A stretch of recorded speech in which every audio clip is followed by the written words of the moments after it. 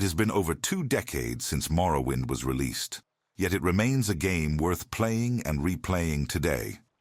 In order to understand why, there are 2 factors to consider: novelty and resonance. Now, when one hears the word novelty in the context of replaying a game, one might think it's referring to some content of the game being inaccessible on a single playthrough. Thus, the player is required to start anew and make different choices to see all that the game has to offer. And Morrowind does offer this sense of novelty, most notably with the choice of a great house.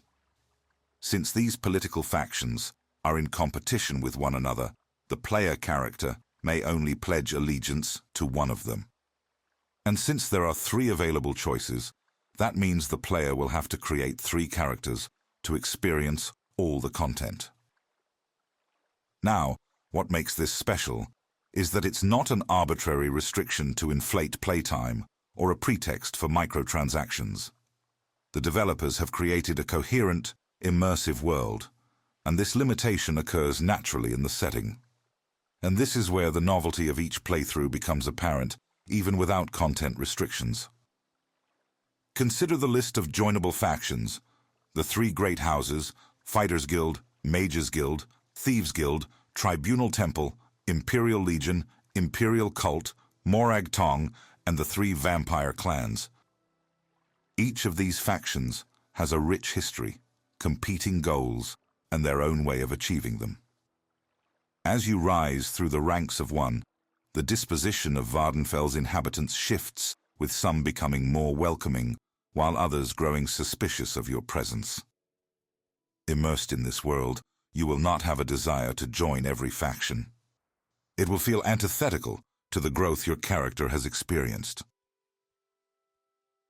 Further, on account of this fully realized and believable world, the player might assign a motivation of their own for each character that steps into Vvardenfell. Consequently, it will take far more than just 3 characters to fully experience all that Morrowind has to offer. Thankfully, the novelty is not limited just to the choice of a faction. The gameplay experience can also vary greatly with each playthrough. To create a character, you have to make 3 choices: a race, a birth sign, and a class. And each of these choices matters. Each race has its strengths and weaknesses. The Ultima possess a natural affinity for magic, but are also highly vulnerable to it. The Khajiit have great agility, but cannot wear boots or closed helmets. The choice of birth sign can also profoundly influence gameplay. Selecting the Atronach sign, for example, grants a high chance of absorbing magical attacks, but comes with the drawback of preventing magicka from regenerating while resting. Since items that restore magicka are quite rare, players must devise strategies to navigate this limitation effectively. Lastly, the choice of class is the least mechanically consequential, providing a stats boost and determining the efficiency of the leveling system. But that's not to say it does not serve a purpose. Selecting a class helps set a theme and motivations for each character. That is why, instead of manually picking a class from a list, the player has the option to answer a series of questions that present moral dilemmas. Morrowind's complex systems also contribute to the experience of novelty, guaranteeing that no 2 characters are alike. The equipment system offers over a dozen slots with a choice of clothes, armor pieces, and a robe. And each of these items can be enchanted, providing a magical boost. The combinations and possibilities are numerous. For instance, you can enchant an item to provide a permanent restore stamina effect, allowing you to run freely everywhere without worrying about reducing your hit chance.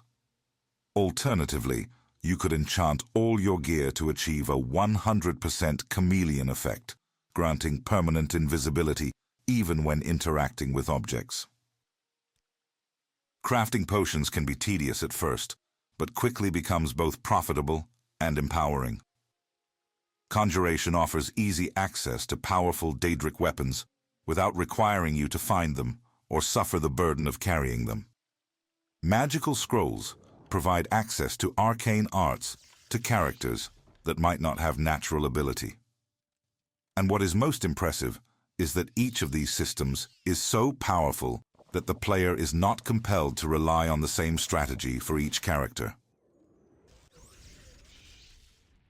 Resonance is a difficult concept to define, and ironically, the first aspect of it is novelty. But not in the sense of having a new experience, but rather a unique experience relative to other games. Morrowind's strange, alien, yet believable world is undoubtedly one of a kind. Even after spending hundreds of hours immersed in its depths, the player may still have a desire to experience more of it, simply because no other game offers a comparable experience. But the main aspect of resonance is affinity. Whether it's distinctive architecture, memorable characters, or thought-provoking ideologies, there is something for the player to admire and appreciate. Perhaps it's the mushroom towers that do not accommodate those without levitation, or the company of the charmingly abusive Crassius Curio, or the dedication of the twin lamps to recognize the dignity of each conscious being. And the last aspect of resonance is nostalgia. Perhaps playing the game takes us back to a different time, allowing us to experience a version of ourselves and the world that is no longer present. If you still have doubts about the replayability of Morrowind, then I have one question for you to consider. What other game allows the player to skip the entire main quest by killing a false god?